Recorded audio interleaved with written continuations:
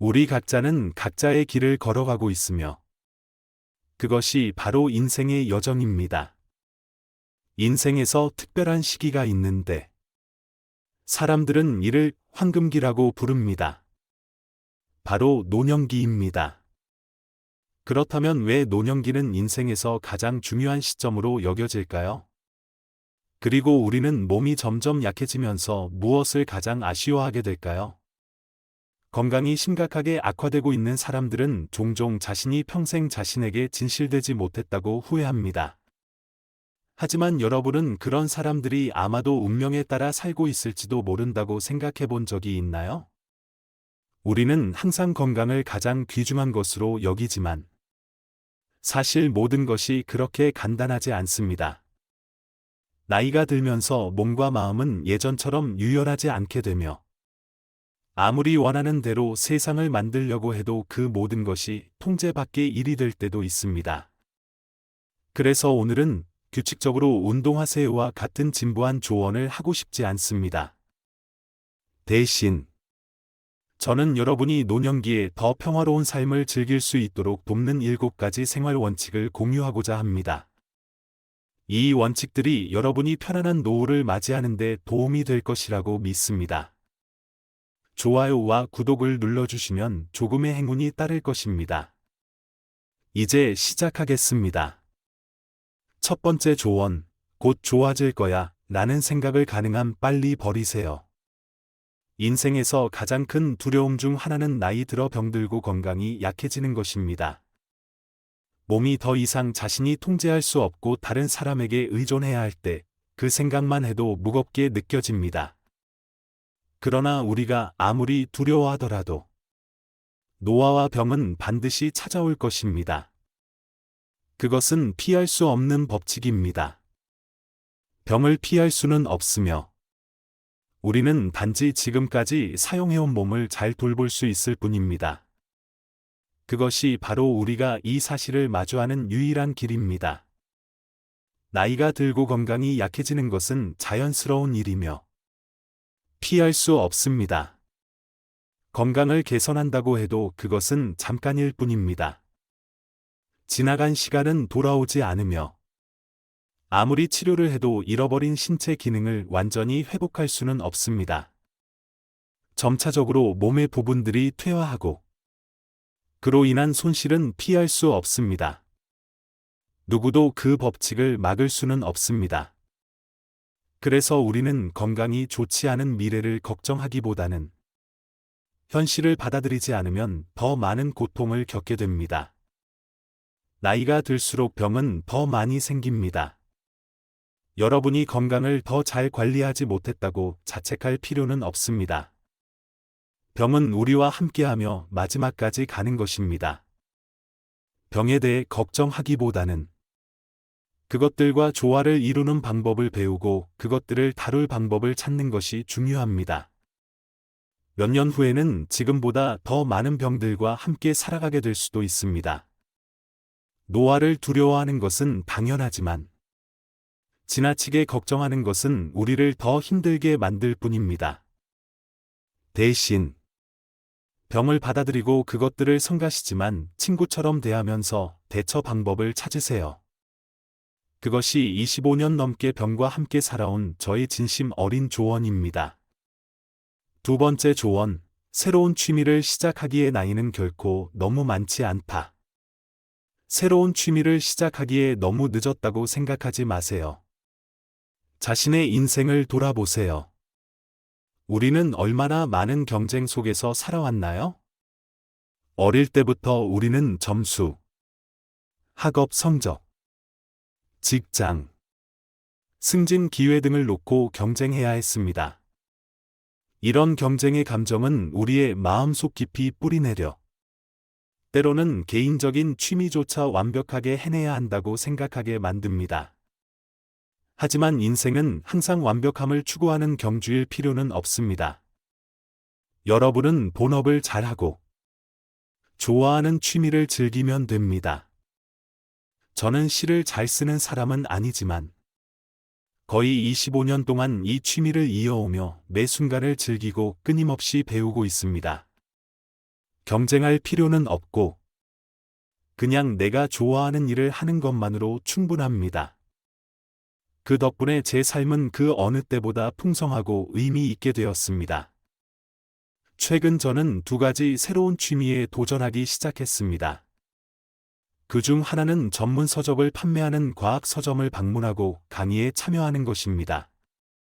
작년에 제 아들, 천문학자인 아들과 그가 속한 과학을 사랑하는 친구들 몇 명이 독립적인 서점을 열었습니다. 저는 제 집 일부를 이 프로젝트에 기여했으며 그 서점의 주주가 되었습니다. 이곳에서는 책을 판매하는 것 외에도 과학 주제에 대한 흥미로운 강의가 열립니다. 매번 참석할 때마다 저는 우주의 경이로움을 느끼고 깊은 감사의 마음을 갖게 됩니다. 새로운 것을 배우는 것은 항상 즐겁습니다. 비록 그것이 즉각적인 실용성을 갖지 않더라도 말입니다. 그게 무엇을 걱정할 일인가요? 실용성이 없다고 해서 새로운 것을 배우는 것이 나쁜 일은 아닙니다. 나이가 들수록 실용적이지 않은 것들에 몰두하는 것도 전혀 문제될 것이 없습니다. 그것이 바로 충실하게 사는 한 부분이기 때문입니다. 나이가 들수록 우리의 일은 점차 좁아집니다. 일에서 삶의 의미를 찾은 사람들은 은퇴 후 혼란스러워할 수 있습니다. 그들은 자신이 쓸모없어진 것처럼 느낄 수도 있습니다. 그러나 일자리를 잃는다고 해서 인생이 끝난 것은 아닙니다.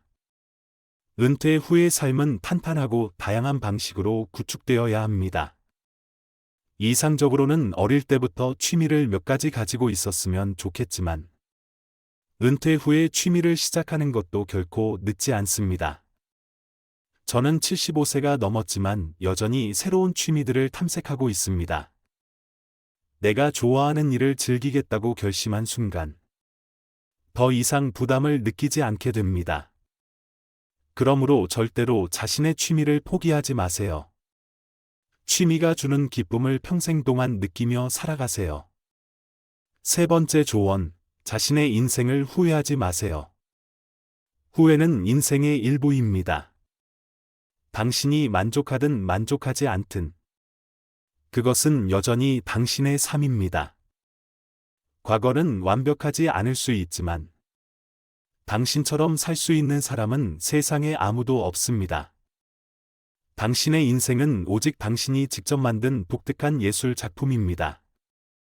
이것이 바로 당신이 가진 유일한 삶이며, 그것은 온전히 당신의 것입니다. 그러므로 끝없는 비교나 아직 지나지 않은 길에 대한 후회로 자신의 삶의 가치를 낮추지 마세요. 이제는 자신의 삶을 완전히 받아들이고, 그동안 살아온 자신에게 자부심을 느껴야 할 때입니다. 부처님은 하늘과 땅 위에서 나보다 나은 이는 없다고 말씀하셨습니다. 이 말은 단순히 자존감을 표현하는 말이 아니라 우리 각자가 세상에 단 하나뿐인 존재임을 일깨워주는 말입니다. 인생의 후회가 들 때마다 이 말을 기억하세요. 저는 예전 친구 한 명을 기억합니다. 그는 발음을 두려워하며 항상 남들이 기대하는 모습으로 살기 위해 자신을 억제했습니다. 하지만 다른 사람처럼 사는 것이 쉽다고 생각해 본 적이 있나요? 우리의 세대는 수많은 도전을 겪었고, 나라가 평화롭지 않았을 때 생존이 최우선 과제였습니다. 우리는 꿈을 꾸기보다는 내일의 끼니를 걱정하고, 가족을 부양하기 위해 모든 일을 해야 했습니다. 가족을 위해 희생하는 것은 당연한 일이었고, 그것은 역사 속에서 피할 수 없는 한 시기였습니다. 이제 돌이켜보면, 건강도 튼튼하고 자녀들도 독립할 수 있게 된 지금, 저는 제 인생을 성공적으로 살아왔다는 생각이 듭니다. 제가 2손으로 일구어낸 것은 끊임없는 노력의 결실이며, 그로 인해 저는 자신을 자랑스럽게 생각합니다. 우리 모두 한 번쯤은 나는 무엇을 위해 살고 있지? 또는 내 인생의 진정한 주인은 누구인가? 라고 자문해 본 적이 있을 것입니다. 하지만 당신이 어떻게 살아왔든, 다른 사람들이 무엇이라고 생각하든, 당신의 인생의 주인은 바로 당신입니다. 옳고 그른 선택을 떠나 모든 걸 합쳐 지금의 당신이 있는 것입니다. 이것은 부인할 수 없는 사실입니다. 자신의 삶이 자신에 의해 만들어졌다는 사실을 받아들이면 후회는 점차 가벼워집니다. 그 에너지를 남은 날들에 대한 추진력으로 바꿀 수 있게 될 것입니다. 인생은 두 번 살 수 없으며 어떤 일이 있더라도 당신의 인생은 결코 나쁜 삶이 아닙니다. 그러므로 지금까지 살아온 자신을 자랑스럽게 여세요. 네 번째 조언, 아버지가 살아계실 때 더 많이 대화했어야 했다. 내 인생에서 가장 후회되는 일은 아버지가 살아계실 때 더 많은 대화를 나누지 못한 것입니다. 만약 아버지의 꿈과 그가 겪었던 실패들, 그리고 그가 인생에서 배운 소중한 교훈들을 알았다면 아버지를 더 깊이 이해했을 것입니다. 하지만 안타깝게도 저는 아버지를 한 사람의 평범한 남자로, 평범한 시민으로만 바라보았고, 그의 내면 세계를 이해하려고 노력하지 않았습니다. 지금 생각해보면, 저는 정말로 순진했고, 아버지의 삶에 대한 호기심이 부족했던 것에 대해 후회가 듭니다. 우리 자녀들은 부모님의 영향을 깊이 받지만, 그들이 왜 그런 사람이 되었는지 이해하는 사람은 드뭅니다. 그들의 삶은 우리가 보는 것만이 아니라 우리가 결코 발견하지 못한 깊고 넓은 미지의 바다 같은 이야기들과 잠겨있는 기억들로 가득 차 있습니다. 부모님의 삶을 이해하지 못하면 우리 자신을 제대로 이해할 수 없습니다. 다시 말해, 온전한 삶을 살고 싶다면 부모님의 삶에서 숨겨진 흔적과 단서를 찾아야 합니다. 부모님이 겪으신 고통과 어려움을 이해할 때 우리는 자신의 삶을 진정으로 바라보고 받아들일 수 있습니다. 부모님의 삶은 단순한 것들로만 이루어져 있는 것이 아니라 오직 자녀들이 정말로 노력해야만 알 수 있는 신비로운 이야기들이 숨어 있습니다. 그러므로 부모님에 대해 시간을 들여 알아가세요. 편견이나 급함에 눈이 멀지 마세요. 그들의 이야기를 들어보세요. 그들을 이해할 때 비로소 우리는 자신을 이해할 수 있습니다. 이것은 부모님을 잃고 나서 자신이 그들의 삶을 전혀 이해하지 못했다는 사실을 깨달은 자녀들에게 전하고 싶은 진심 어린 조언입니다. 다섯 번째 조언, 노화와 약해짐에 맞서기 위한 훈련을 하세요. 많은 사람들은 제가 노화와 약해짐을 두려워하지 않는다고 생각할 수 있습니다. 하지만 우리가 정말로 노화와 질병을 두려워하지 않을 수 있을까요? 노화는 삶에 많은 귀한 선물을 주지만 그것이 여전히 낯설고 때로는 두려운 일임을 부인할 수 없습니다. 그러나 노화는 누구도 피할 수 없는 운명의 일부이기에 저는 그 두려움을 완화시키고 내일을 평온하게 살아가려고 노력할 뿐입니다. 매일 아침 일어날 때마다 저는 이렇게 스스로에게 말합니다. 오늘도 눈을 뜰 수 있는 기회가 주어졌다. 그 순간, 노화라는 말이 제 마음속에 떠오릅니다. 그러나 저는 다시 스스로에게 말합니다. 오늘도 깨어났으니 기쁜 마음으로 내가 약속한 일을 끝내겠다. 그 순간, 두려움은 사라지고 노화라는 말은 사라지며 저는 일을 마칠 때까지 그 감정을 유지합니다. 정말 기분 좋은 일입니다. 어렸을 때 저는 할아버지, 할머니를 뵈러 갈 때마다 가족 중 나이가 많은 분들이 베란다에 앉아 계시는 모습을 보곤 했습니다. 그리고 그분들은 아침이나 저녁에 누워서 노화를 맞이할 준비를 하셨습니다. 그것이 그들이 노화에 적응하는 방식이었습니다. 두려움을 완전히 없앨 수는 없지만 우리는 노화에 익숙해질 수 있습니다. 그렇게 하면 더 이상 그 두려움에 사로잡히지 않을 수 있습니다. 사실 중요한 것은 노화를 피하려고 하지 말고 그것을 받아들일 준비를 하는 것입니다. 노화를 받아들일 수 없다면 당신은 평생 분노와 후회 속에서 살아가게 될 것이며 그 고통은 결국 당신이 감당해야 할 것입니다. 그러나 그 고통은 또한 당신의 사랑하는 사람들에게도 상처를 줄 수 있습니다. 그들은 당신이 분노와 불만 속에서 떠나는 모습을 지켜보게 될 것입니다. 노화는 우리 각자의 삶에서 중요한 손님이며 우리는 그 손님을 맞이할 준비를 철저히 해야 합니다. 만약 노화를 평온하고 자연스럽게 받아들일 수 있다면 그것은 당신이 사랑하는 사람들에게 주는 귀한 선물이 될 것입니다. 그래서 저는 매일 훈련하여 노화를 가볍게 받아들일 수 있도록 노력합니다. 제게서 떠날 때 제 자녀들과 손주들이 저를 슬픔이 아닌 미소와 사랑이 가득한 이야기들로 기억할 수 있기를 바랍니다.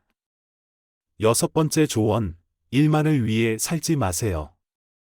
40년이 흘렀고 이제 80대가 된 제 친구 한 명이 저에게 자신이 지나치게 열심히 일한 것에 대해 후회한다고 말했습니다. 그는 젊었을 때 일을 너무 열심히 해서 거의 탈진할 지경이었다고 합니다. 어느 날 뒤돌아보니 자식들은 다 자라 있었고 아내와의 관계도 점점 멀어지고 있었다는 것을 깨달았다고 했습니다. 제 나이쯤 되면 아마 이 말에 공감할 수 있을 것입니다. 한국의 빠른 발전은 우리를 끊임없는 일의 굴레 속으로 밀어넣었습니다. 열심히 일하지 않으면 우리는 존재할 수 없었습니다. 농업사회의 안정적인 시절은 지나갔고 우리는 경쟁이 치열한 세상에서 살아야 했습니다. 오랜 기간 동안 40대가 되기 전에 과로로 사망하는 사람들의 비율이 급격히 증가했습니다. 우리는 많은 경우 되돌아보면 일에 너무 많은 에너지를 쏟아 다른 중요한 것들을 놓쳤다고 아쉬워합니다. 하지만 우리는 왜 그렇게 열심히 일했는지에 대해 다시 한번 생각해 봐야 합니다. 그것은 바로 일이 주는 즐거움과 만족감 때문입니다. 바로 이러한 이유로 우리는 일에 헌신하며 인생에서 의미와 목적을 찾았다고 느낍니다. 일은 우리가 자신을 확립하고 경력을 쌓으며 자신의 직업에 대해 자부심을 느낄 수 있는 방법입니다. 지나치게 일한 것에 대해 후회하기보다는 우리가 끝없이 노력해온 것에 대해 자랑스러워해야 합니다. 그 노력 덕분에 우리는 삶에서 대체할 수 없는 기쁨을 경험할 수 있었습니다. 일에서 만족감을 느낄 수 있다는 것은 아주 귀한 선물이며 그 기쁨을 느낄 수 있는 사람들은 정말 행운아입니다. 열심히 일하는 것은 쉬운 일이 아니며 자신을 잘 알고 일해서 행복을 찾은 사람만이 그 성과를 진정으로 즐길 수 있습니다. 따라서 일에 너무 많은 시간을 할애한 것에 대해 후회하기보다는 그 시간을 긍정적으로 바라봐야 합니다. 일은 우리의 삶에서 빼놓을 수 없는 부분입니다. 퇴직 후에도 일을 완전히 포기해서는 안 됩니다. 만약 그동안 일에서 즐거움이나 의미를 찾지 못했다면 지금이 바로 그 목표를 되찾고 열정을 되살릴 수 있는 절호의 기회입니다. 7번째 교훈, 신체의 고통은 섬세하게 표현해야 한다. 제가 정신과 의사로 일할 때 많은 환자들을 만나고 치료했습니다. 그들 대부분은 실제 나이에 비해 나이가 들어 보였고 아마도 삶에서 너무 많은 고통을 겪었기 때문일 것입니다. 하지만 그들의 모습에 영향을 미친 것은 단지 병만이 아니었습니다. 그들은 자주 지친 몸, 무너져가는 마음, 주변 사람들, 그리고 언제나 자신이 원하는 대로 되지 않는 세상에 대해 불평했습니다. 의사로서 제 임무는 환자들의 불평을 경청하고 객관적이며 공감하는 방식으로 반응하는 것입니다. 그러나 평범한 사람으로서 이런 환자들을 만날 때마다 저는 이렇게 스스로에게 말하곤 했습니다. 질병에 대한 불평이 내 마음을 지배하지 않도록 하자. 이제 나이가 들어보니 젊었을 때는 노인의 고통을 이해할 수 없었던 시절이 떠오릅니다. 젊은 의사로서 노인 환자들에게 공감하지 못했던 모습이 아직도 제 머릿속에 남아 있습니다. 하지만 나는 이제 알게 되었습니다. 노화 과정을 겪어야 비로소 노인이 겪는 고통을 진정으로 이해할 수 있다는 것을. 젊은 시절과 노년의 고통 사이의 관계에서 노인의 고통에 대해 이야기하는 것은 별로 도움이 되지 않습니다. 왜냐하면 젊은 사람들은 그 고통을 제대로 느낄 수 없기 때문입니다. 그렇다면 노인의 미덕은 무엇일까요? 아마도 그것은 노화 과정을 받아들이되 남아있는 것에서 즐거움을 찾는 것입니다. 고통에 잠기지 않고 지난 경험에서 가치를 끌어내는 긍정적인 태도는 진정으로 존경받을 만한 미덕입니다. 여러분, 늙으셨나요? 저는 한때 젊었어요. 라는 말이 있습니다. 이 말은 노인의 자아를 방어하려는 것이 아닙니다. 나이가 아무리 변하더라도 나이가 든 사람은 사실을 받아들이고 감정을 보다 섬세하게 표현해야 한다는 점을 강조하기 위함입니다. 나이가 들면 단지 몸의 고통에 대해 불평하거나 아쉬워하지 말고 자신의 감정을 지혜롭고 부드럽게 표현하는 법을 배워야 합니다. 그것이 바로 진정한 품위이며 존경할 만한 태도입니다. 마지막 조언, 나이가 들었다고 불공평하다고 느끼지 말라. 나이가 들수록 자존감이 강하게 느껴지기도 하고 그것에 어떻게 맞서야 할지 더욱 신경 써야 합니다. 나이가 들어가면서 많은 것들이 변합니다. 건강뿐만 아니라 사회적 활동도 줄어들고 인간관계는 점차 희미해지며 우울감을 느낄 수 있습니다. 경제적인 면에서 노인들은 종종 자신이 부족하다고 느끼고 사회적 영향력도 많이 줄어듭니다. 특히 우리가 살고 있는 사회에서는 명함과 학벌이 중요한 평가 기준이 되는데 고위직을 지냈던 사람들은 은퇴 후 자신이 그만큼 대접받지 못한다고 느낄 수 있습니다. 어떤 사람들은 은퇴 후에도 새로운 명함을 만들어서 예전의 직함을 명함 뒷면에 적어 놓습니다.